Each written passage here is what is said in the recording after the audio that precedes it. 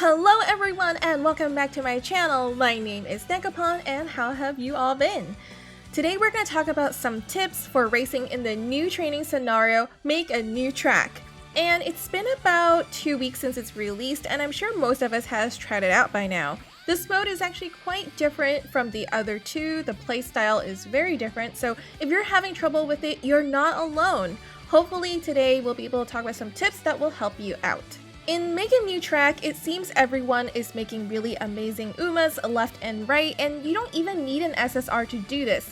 So today I'm going to show you how to train in this training scenario, make S UMAs and above builds. And because you really don't need an SSR card to train in this one to get S UMAs, I want to show you guys the entire training session I did with this Taiki shuttle on the left side here. I'll talk more about this build in the strategy segment of the video. So when it comes to today's topics, we're going to start off the video with what this scenario actually is, how it's different from the other two scenarios, and like all the mechanics that are in it. The second part we're going to talk about is getting into some strategy on how to play this mode effectively so that you can get some pretty powerful UMAs. Before we start, do hit that like and subscribe button to check out more Uma Musume content in the future. I also play some other games on Twitch and hang out in my Discord channel. We have a lot of fun Uma Musume players in there that are friendly and love to help you out if you need any of that. I'm also on my Twitter if you want to check out what I'm doing every single day. My daily activities will be posted there. All those links will be available down below.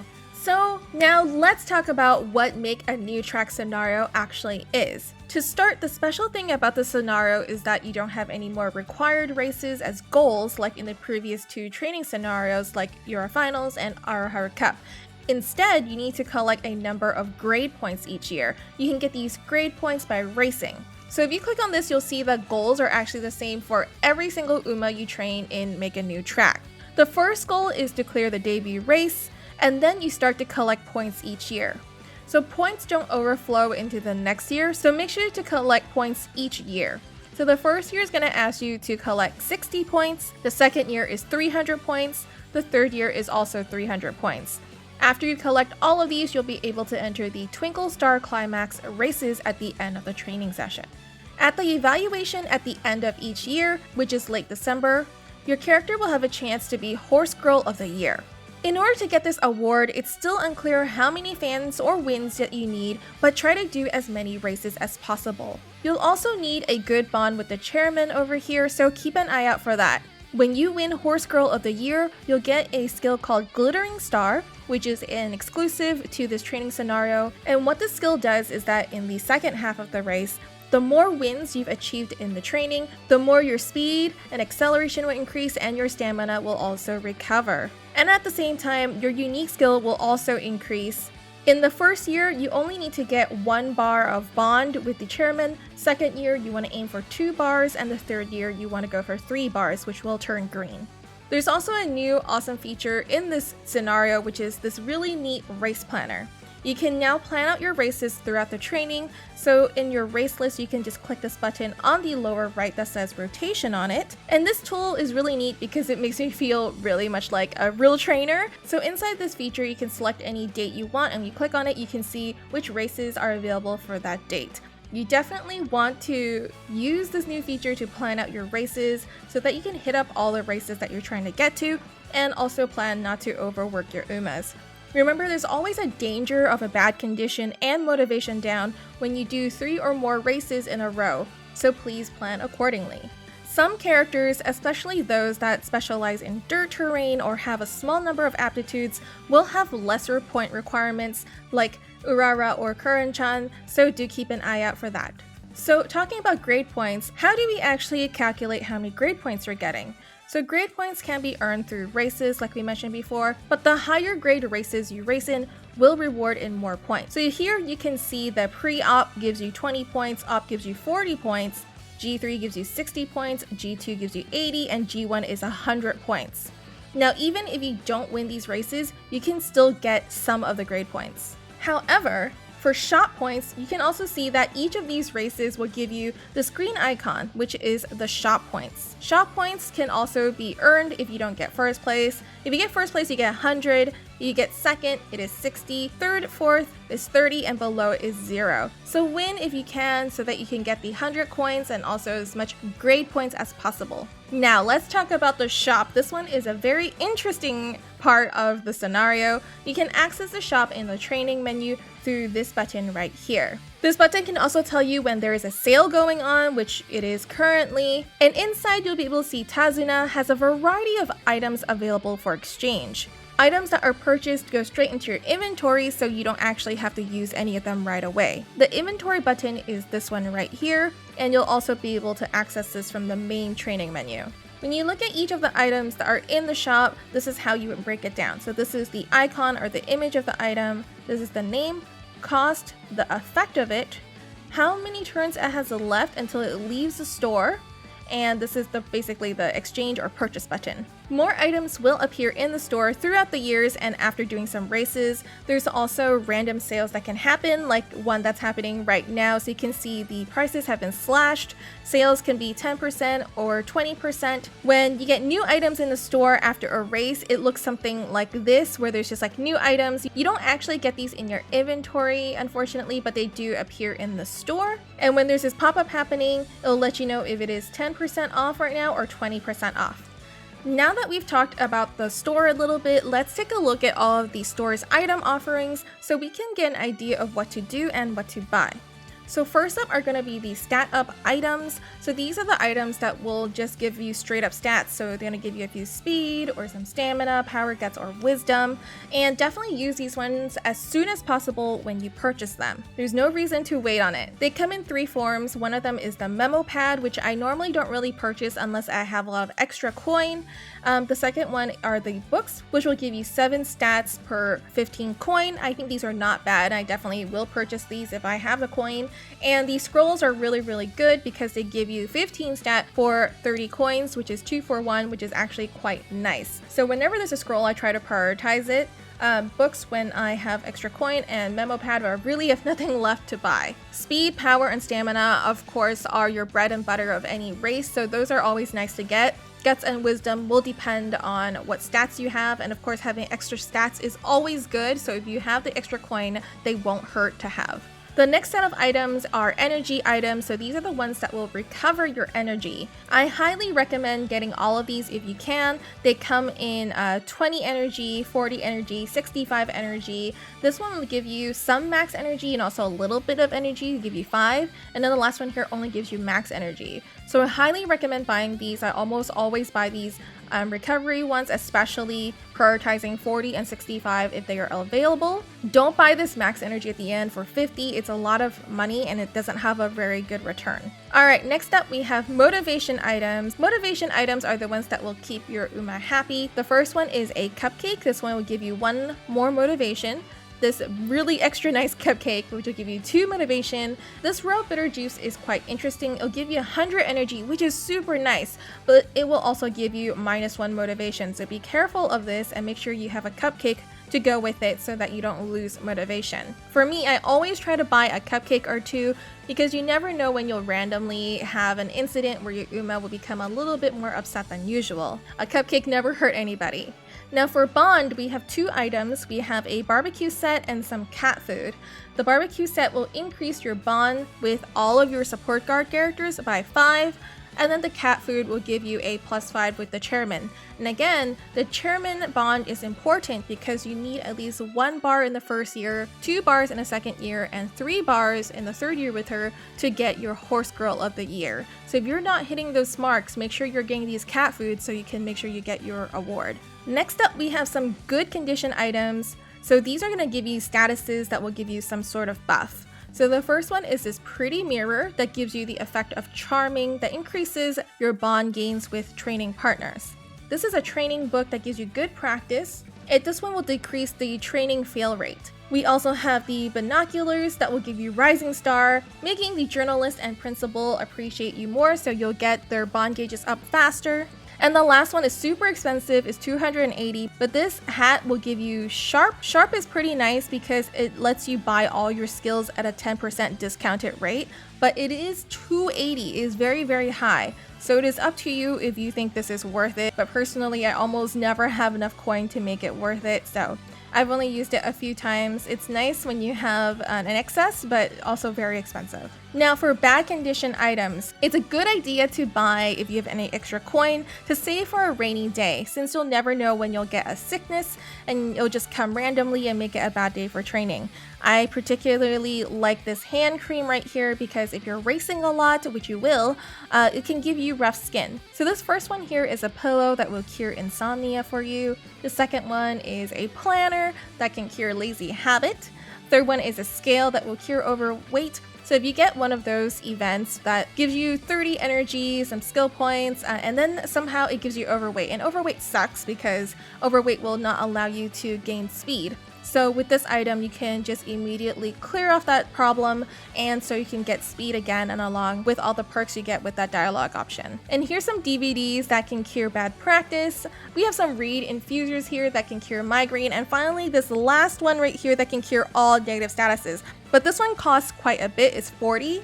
Honestly, this one is just good to have in your back pocket if you have enough coins to get it, just in case one of these random sicknesses happen. So for me personally, I always get the scale because I always choose the dialogue option that gives me more energy. I don't want to be stuck in a situation where I get overweight. I always get at least one of this hand cream because I know I'll be racing a lot, and also this clear all right here just in case I get anything else. Next, we have training items. And as a note, in Make a New Track scenario, your training facilities level up every single 4 times that you train in them. So you'll start at level 1, let's say when you're practicing in speed. After you've practiced speed 4 times, then your facility will go up in 1 level, so it would be level 2 speed. So you can see these petitions in the middle here. We have speed, stamina, power, guts, and wisdom. Every time you use one of these, it will increase your training facility by 1 whole level. It will count like you've trained in that facility 4 times. The other thing we have here is this reset whistle, which shuffles Umas and people in training.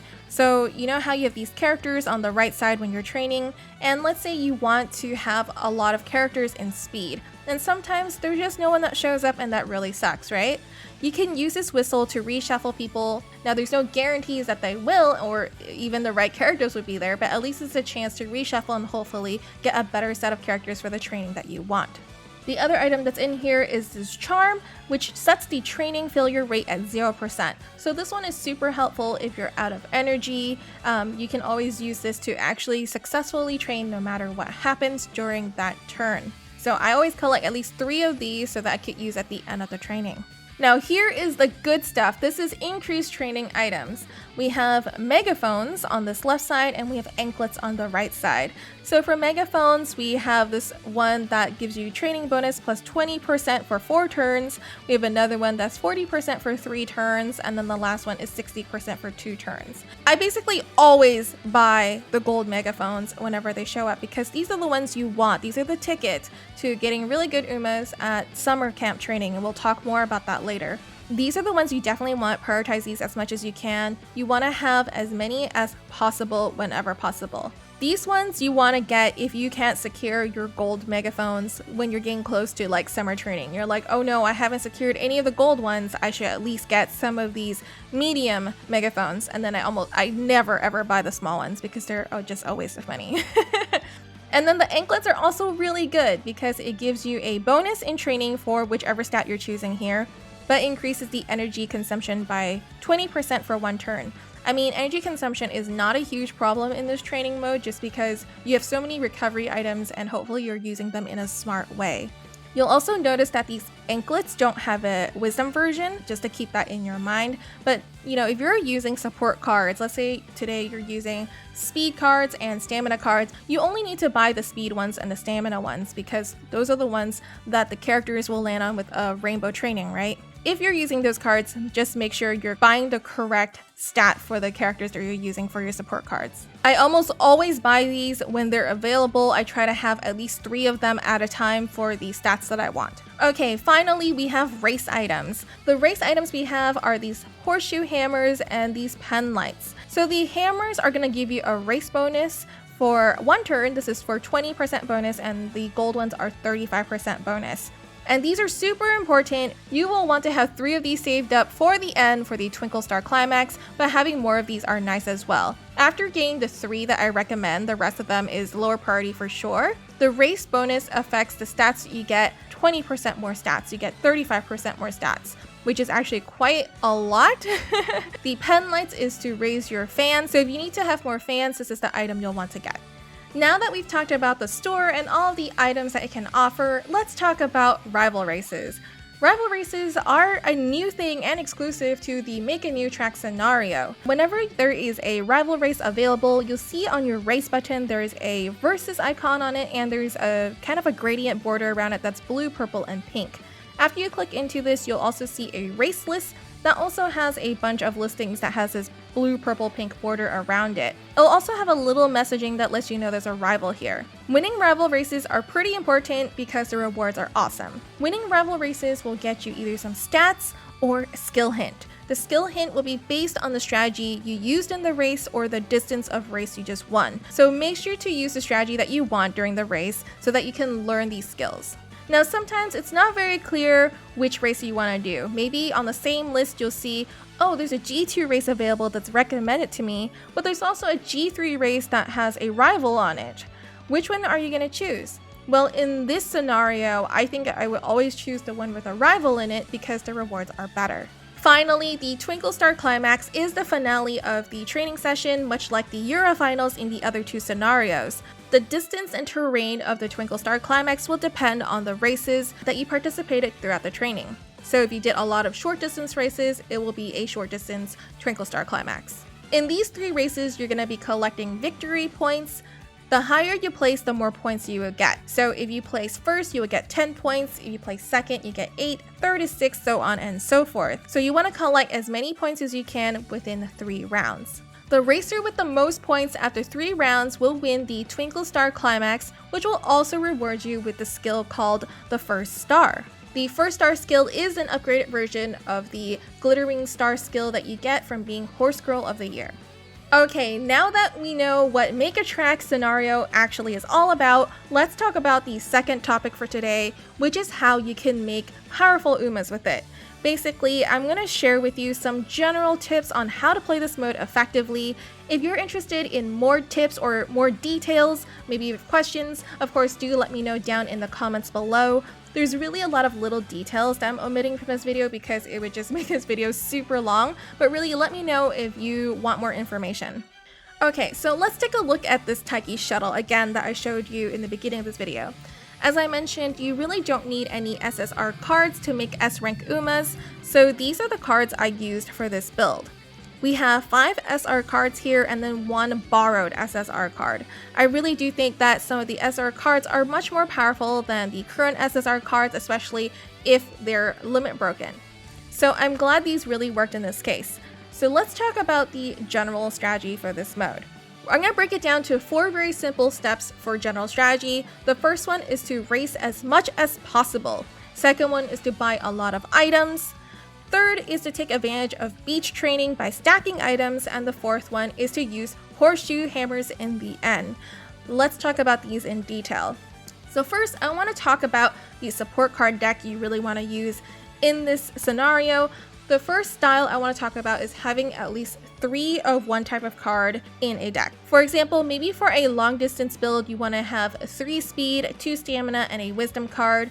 Maybe for a guts build, you'll want 4 guts and 2 wisdom cards. And then maybe for a short miles distance build, you'll want 3 speed and 3 wisdom. And the reason why you want 3 is because of the rainbow training. If you can get all 3 or 4 support cards in one rainbow training, that will end up with a ton of points. And because we already train so little in this mode, we really want to optimize how many stats you can get each turn. When you use these builds, please make sure to fill in the gaps in your stats with inheritance. Like in all of these builds, we don't see a lick of stamina in here. You will get some from training speed, but it might not be enough for your build. So you might want to have an inheritance of power to fill in that gap.